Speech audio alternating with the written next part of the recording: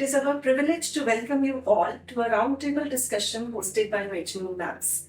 Our esteemed panel here has convened to engage in a thoughtful conversation about a crucial topic of breast cancer and role of genetic testing. This initiative is born out of our commitment to raising awareness about breast cancer and role of genetic testing. And it unites experts from various fields within the medical community. We have medical oncologists, we have genetic counselors, molecular pathologists, who will share their valuable insights and experiences. I am Dr. Suruchi Aggarwal, working as Head Scientific Affairs Oncology at MedGenome Labs, and today I'm excited to moderate the session. I'm Dr. Rajkumar, former Director, Professor and Head Department of Molecular Oncology at Cancer Institute, Chennai. Now currently Director Research for Oncology in MedGenome Bangalore, as well as also visiting professor in Amrita Institute of Medical Sciences, Kochi, and adjunct professor in IIT Madras. I'm Dr. Aman. I'm a molecular pathologist and oncopathologist working at MedGenome Laboratories. Hi, I'm Dr. Swaratika Mujumdar. I'm a consultant medical oncology in Narayana Hospital. Hi, I'm Dr. Nidhi Tandon. I'm consultant in medical oncology at Narayana Bangalore. Hi, I'm Supraja Sivakumar. I'm a senior genetic counselor in MedGenome Labs. So as we come together, our aim is to foster knowledge, understanding, and collaboration. We believe that by sharing expertise and experiences, we can make a meaningful impact in the fight against breast cancer. Thank you all for joining today. Breast cancer has become the most prevalent cancer among women in India. And shockingly, as per GloboCan 2022 data, every 4 minutes, a woman is diagnosed with a cancer in India. Most alarmingly, we have a projections for 2025 where it has been shown that 12.8% increase is expected with a high mortality rate. A recent study that is published by AIMS Delhi, it shows that 30% of these cancers are diagnosed in women under the age of 40. So we can actually see that the incidence of breast cancer is increasing among younger women. So Dr. Nidhi, I would like to understand from you, what are the major causes of this increase in incidence of breast cancer? So in breast cancer, we have certain modifiable risk factors and certain unmodifiable risk factors. Modifiable risk factor includes increasing age, female sex, a family history of breast cancer, or a personal history of breast cancer, early age of menarche and late age of menopause, which exposes to hormones for a long period.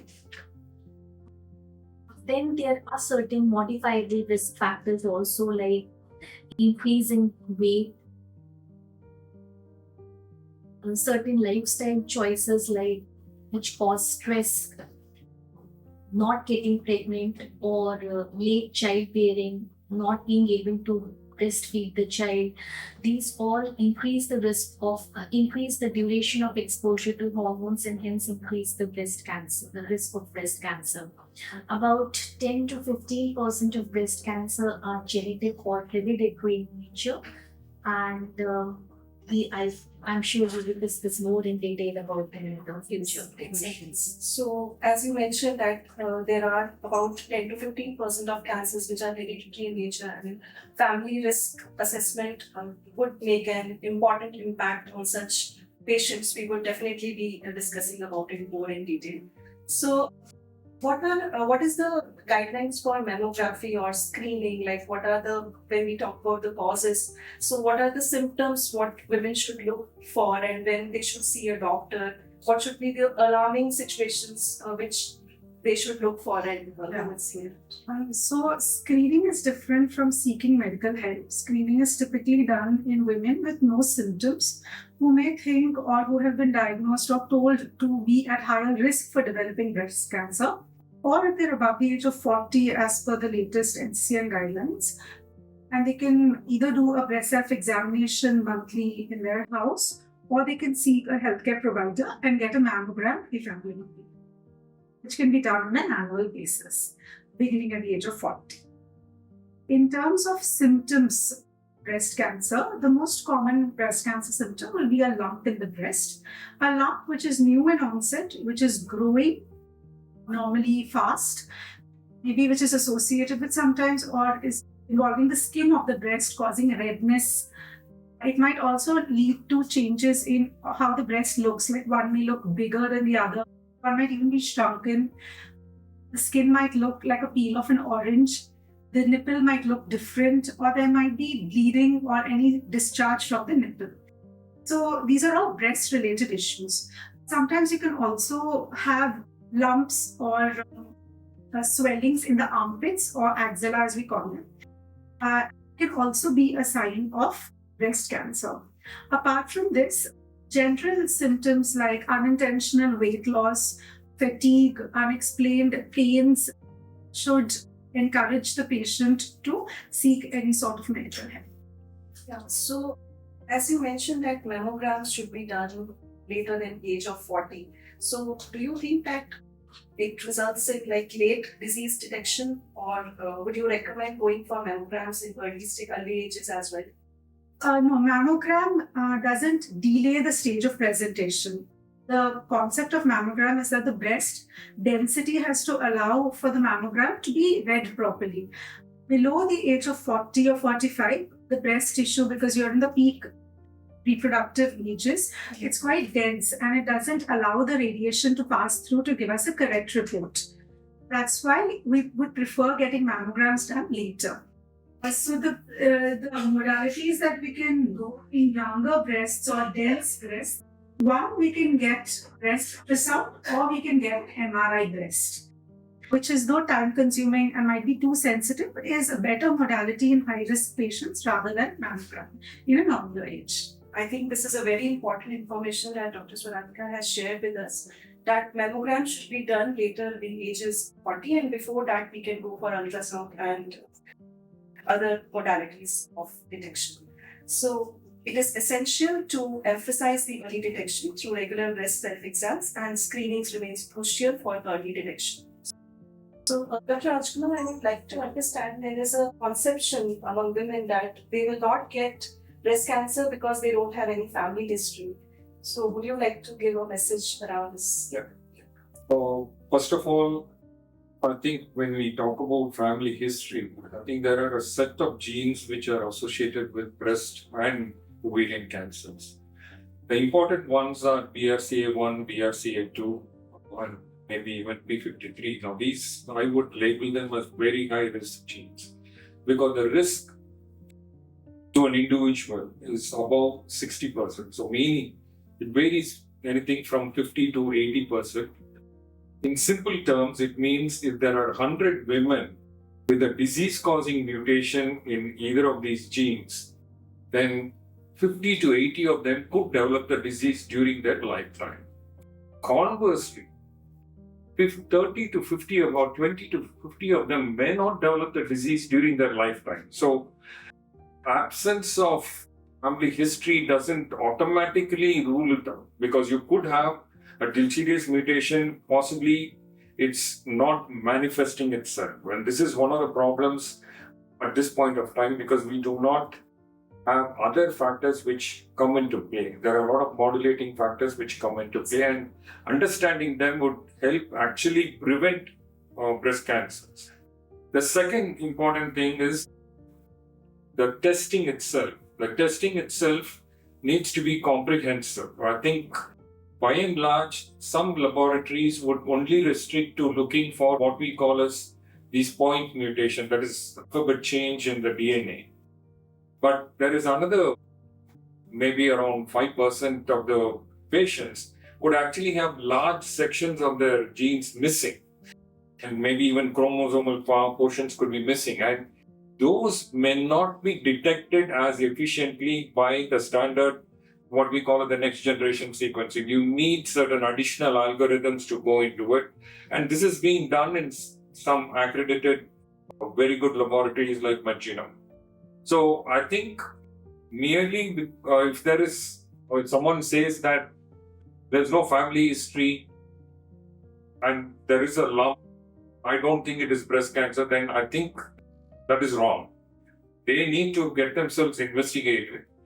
And we need to do the genetic testing based on some criteria. We do not advise everyone walking into the clinic to have a genetic testing. There are certain criteria which essentially depends upon the number of family members who are affected, the age at which they have been affected, the types of cancers they've been affected, like breast, ovary, or the same individual having breast and ovary. So these kind of factors will help in deciding whether you want to do the genetic testing. Additionally, if you have certain histopathological subtypes, which are the newer guidelines, there is an entity in breast cancer called as triple negative. Basically, it means there are 3 proteins which normally we look for. And these are missing or they are not expressed. That means it is triple negative breast cancer, and these are very aggressive cancers. And these cancers have a higher chance of carrying germline, that is hereditary BRCA1 or BRCA1 or BRCA2 mutation. Right. So I think so we have to actually see that, even if there is a pathogenic mutation that we are carrying, it can skip a generation. So that's what I think Dr. Rajkumar sent a message on that. It's not necessary that even if you are carrying a pathogenic mutation, there will be a definite family history. There is only up to 80% of chance that you will develop a breast cancer, but there is a chance you may not develop a breast cancer, and it can skip a generation as well. Another important point to this fact is there is a general population risk which we all women carry. So, Dr. Ambreen, would you like to highlight about it? Yes. Female sex in general is at risk. Being a female, you are at risk of developing breast-related cancer. Those that have a family history are at an increased risk, like Dr. Rajkumar pointed out, they're at an increased risk. But that doesn't mean those that do not carry the mutation will not develop it, or those who do not have a family history will not develop breast cancer.